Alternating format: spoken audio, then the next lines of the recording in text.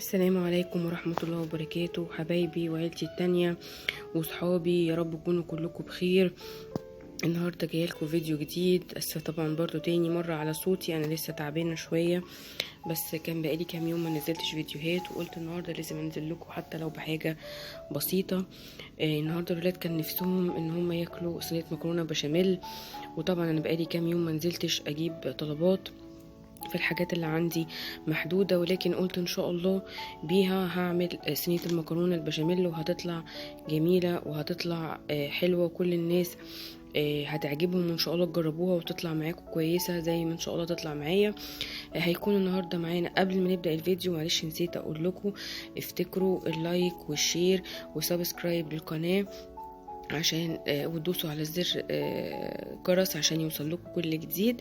نبدأ مع بعض ان شاء الله. الفيديو بتاعنا النهارده هيكون معانا نص كيلو لحمه مفرومه، ومعانا مع 5 معالق دقيق، نص كيلو بصل، عاملين حوالي 4 بصلات، معانا كيس مكرونه، وفي معلقتين صلصه، وكيلو لبن، وده اللي موجود معايا النهارده، وده اللي انا هعمل بيه المكرونه البشاميل.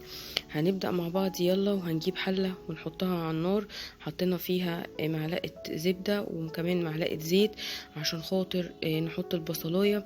وبعد كده انا دايما بحب اللحمه المفرومه بحط البصلايه الاول تنزل مع السمنه والزيت تعمل ريحه حلوه، وبعد كده انزل اللحمه المفرومه. هننزل دلوقتي بيها حالا. البصل اهو نزل زي ما احنا شايفين، هياخد له كده تقليبه، وادينا نزلنا اللحمه المفرومه. هتاخد بقى جولتها كده لحد ما تندمج مع البصل، وبعد كده هننزل لها الملح والفلفل. حابه تحطي توابل، حابه مش حابه براحتك، على حسب ولادك واللي بيحبوه، او جوزك واللي بيحبه، او باباكي ومامتك واللي بيحبوه، كل واحد حر. والوصفه دي على فكره بسيطه، ونقدر نعملها البنات بتوع الثانوي والاعدادي يقدروا يعملوها لباباهم برضه ويفرحوهم بيها، وكمان البنات اللي لسه متجوزه جديد تقدر تعملها برضو وتبقى سهله عليها. خلاص حطينا البصل، اللحمه كده تعتبر عندنا خدت السوا بتاعها، وحطينا لها البهارات بتاعتها. هنجيب حله تانية فاضيه، انا كاتبالكوا على الشاشه دي كريمه البشاميل اللي هي بالمحتوى اللي موجود معايا، اللي هم 5 معالق دقيق. الاول هنحط قطعه من الزبده كبيره عشان خاطر تبقى تاخد الدقيق معاها وتبقى سايحه كده وجميله. تمام. وبعد كده هننزل بالدقيق اهو كده. احنا هنا السمنه بتاعتنا او الزبده بتاعتنا ساحت، وانا بسخنها كويس عشان خاطر لما اجي انزل فيها دقيق ما ياخدش مني وقت وتقعد وقت طويل، لا ده على طول من على في الدقيقه بالظبط بيكون الدقيق استوى وطبعا لازم يغمق معانا، يبقى لونه كده لون الذهبي كده، يعني هو بيبقى ابيض، لا نخليه لون الذهبي كده عشان خاطر نبقى عارفين انها استوت، لان طبعا لو ما استوتش البشاميل هتبقى مرمله معانا، فاحنا مش حابين ان احنا نوصل بيها للدرجه دي. تمام. هنديها تقليبه لحد لما نحس انها كلها اندمجت مع بعض وبقت سايله، نبدا ان احنا ننزل عليها اللبن. تمام كده. فبرضو ارجع لكم البنات اللي هم لسه بيتعلموا جديد، دي سهله بالنسبه لهم. وطبعا انا ساعات بيبقى عندي في البيت كريمه لباني بحط منها، بيبقى عندي قشطه بحط منها، بيبقى عندي جبنه موتزاريلا او عندي جبنه مبشوره رومي بحط منها برضو، بس انا ما كانش عندي اي حاجه من الحاجات دي النهارده، فعملت برضو بالمكونات اللي موجوده معايا. ادينا هنا كده نزلنا باللبن، طبعا بنزل باللبن وبدي تقليبه بالمغرفه عشان خاطر او مضرب عشان خاطر تبقى ما يكلكعش معايا، وطالما هو خد راحته في السوا عمره ما هيكلكع. تمام. هنقعد نقلب بقى فيها كده براحتنا لحد لما تبدأ تمسك، واول ما تبتدي تمسك نبدأ ان احنا نحطها في الصينية ان شاء الله، ونشتغل مع بعض بقية صينية المكرونة. تمام. وبرضو مش عايزاكم تنسوني في اللايك وفي الشير، وتعملوا اشتراك في القناة وتدعموني، عشان انا حابة ان انتوا اوصل لكم كل جديد وهعمل لكم فيديوهات كتيرة. وانا والله النهاردة تعبانة، ورغم كده قلت عشان يعني ما اغيبش عنكم كتير، وتشوفوا مني اي حاجة برضو نازلة النهاردة على القناة. فانا قمت وعملت لكم المكرونة البشاميل البسيطة دي، ونفسي كده تقولي لي رايكم فيها ايه في الكومنتات، عجبتكم او لا بعد ما تجربوها ان شاء الله. وطبعا برضو الاكل اليومين دول يا ريت نعتمد شويه على الخضروات، ونبقى كده على قد ما نقدر الخضروات والفاكهه والحاجات اللي فيها فيتامينات كده. هنا انا كنت خلاص نزلت المكرونه في الصينيه، باخد شويه من الكريمه بنزلها على المكرونه. وطبعا انا المكرونه عندي النهارده قليله، هو كيس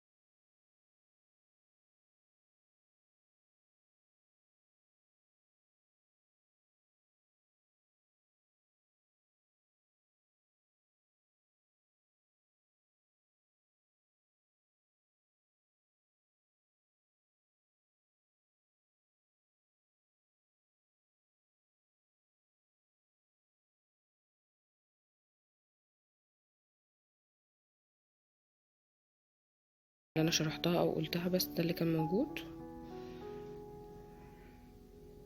تمام، ابسط صينيه مكرونه في مصر باقل التكاليف كلنا نقدر نعملها. نص كيلو لحمه عامل 35 جنيه، كيس المكرونه ب5 جنيه، بصل مثلا اقول ب5 جنيه، يعني كل الموضوع حوالي 50-55 جنيه برضو. نقدر ان احنا او 60 جنيه عشان اللبن طبعا، بس انا اللبن كان موجود في البيت يعني ما اشتريتوش، واي حاجه من الحاجات دي كانت موجوده متوفره في البيت ما اشتريتش يعني. بس لو فكرت ان لو حد بفكر بدماغ الناس، لو واحده عايزه مثلا تقوم تعمل صينيه مكرونه هتكلفها في الحدود دي، فانا بشرح لكم عشان تبقوا عارفين تكلفتها يعني. بس كده اهو نزلنا ببقيه الكريمه اهو، هنحطها بقى ونوزعها كلها في الصينيه كده. ولازم عشان تعرفي ان انتي مكرونتك نجحت او البشاميل بتاعك ناجح، ان انتي تحطي البشاميل يقف مكانه ما ينزلش. في بنات بتعمله خفيف بيطلع منها خفيف ويسقط منها في المكرونه، فلا، هو ده كده تمام اهو زي ما احنا شايفين.